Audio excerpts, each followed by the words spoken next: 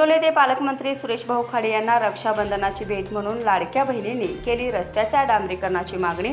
पाहूया आमचे news channel प्रतिनिधी श्री बाळासाहेब गुरव यांनी पालकमंत्र्यांच्या भेटीदरम्यानचा दिलेला विशेष वृत्तांत। पालकमंत्री सुरेशभाऊ खाडे यांनी रक्षाबंधन निमित्त सोनी, खंडेराजुरी, एरंडोली, बेडग येथील भारतीय जवानांच्या घरी जाऊन भेटी दिल्या। या दरम्यान एरंडोली येथील वीरपत्नी लक्ष्मीबाई तातोबा गायकवाड, माजी सैनिक पत्नी रेश्मा सीताराम माळी व माजी सैनिक माता शोभा शिरदवाडे यांच्याकडून राखी बांधून आशीर्वाद घेतला। खंडेराजुरीहून एरंडोलीकडे येत असताना सूर्यवंशी वस्तीजवळील काही लाडक्या बहिणी पालकमंत्र्यांना राखी बांधण्यासाठी रस्त्यावर थांबल्या होत्या। सुरेशभाऊ खाडे त्या ठिकाणी येताच सर्वांनी ओवाळणी करून औक्षण केले। यावेळी नामदार सुरेशभाऊ खाडे यांनी सर्व लाडक्या बहिणींना विचारले, तुम्हाला काय द्यायचे आहे? तर त्यात सर्वांनी विनंती केली की आमच्या घराजवळच्या चिखलमय रस्त्याने आम्हाला त्रास होतोय, तो रस्ता डांबरी करून मिळावा। तेव्हा लगेच पालकमंत्र्यांनी 2 महिन्यात रस्ता करून देतो अशी वचनाची भेट दिली।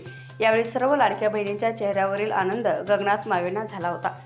एकंदरीत मोठा दिलदार मनाचा आमदार आम्ही कधी पाहिला नाही, अशा भावना यावेळी लाडक्या बहिणींनी व्यक्त केल्या।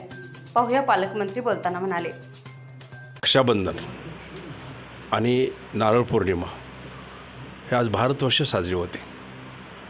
आज बहिणीकडे भाऊ जातो, भाऊ बहिणीकडे येते, रक्षा बांधून बहीण आपलं संरक्षण करण्यासाठी त्याचे आशीर्वाद घेते। मोठी बहीण असेल तर त्याला आशीर्वाद देते, तू मोठा होऊन माझं संरक्षण कर, ह्या बेतवर हे सण चालतो। आज आम्ही मिरज मतदारसंघात ज्या माजी सैनिक त्यांच्या पत्नी,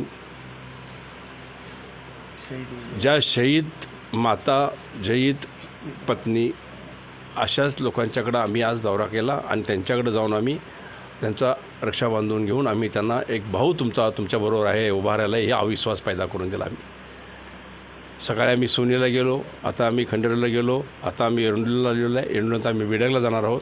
असा दौरा हा माजी सैनिक आणि वीरमाता आणि वीरपत्नी यांचा सन्मान व्हावा ह्या दृष्टिकोनातून हा दौरा केलेला आहे। खूप चांगला रिस्पॉन्स आहे, खूप म्हणजे एवढा चांगला रिस्पॉन्स आहे की तुम्ही माझ्या हातावरून बघाल हा रिस्पॉन्स आहे ना, हा रिस्पॉन्स म्हणजे आज बहिणी एवढा गावात गेल्यानंतर एवढा सगळा सोहळा तयार करतात, एवढा प्रेम देतात, एवढे आशीर्वाद देतात, त्याला मन भरून जाईल एवढं असं करतात। मी आज कालच आम्ही ज्या आमच्या लाडक्या बहिणींना आम्ही कालच रक्षाबंधनचं गिफ्ट कालच दिले, आम्ही 3000 रुपये त्यांच्या अकाउंटला आम्ही जमा केलेले आहेत, त्यामुळं अगोदरच गिफ्ट दिले। त्यामुळं आज ह्या माता बहिणीमध्ये एक जोश आहे, तेज आहे त्यांच्यामध्ये की काही तर शासन हे काय तर करते आपल्यासाठी, ह्या दृष्टिकोनातून आज काम चाललेलं आहे। खूप समाधानी लोक आहेत, सगळं व्यवस्थित आहे। आता भागाभागात फिरतो आहे। आज आम्ही एरंडोलीच्या एका वस्तीवर आम्ही इथं आलेलो आहे, बरोबर ना, माळी वस्तीवर आम्ही आलेलो आहे आणि माळी वस्तीचे लोक सगळे इथं आमचे एक जवान बॉर्डरवर आहेत, त्यांच्या पत्नी, त्यांची फॅमिली सगळी इथं आहे, तर त्यांनाही भेटायला मी इथं आलो होतो। खूप आनंद वाटला, त्यांनाही आनंद वाटला, आम्हालाही आनंद वाटला आणि असंच प्रेम बहिणी भावांचं नात्याचं कायमचं राहावं हेच माझा उद्देश आहे।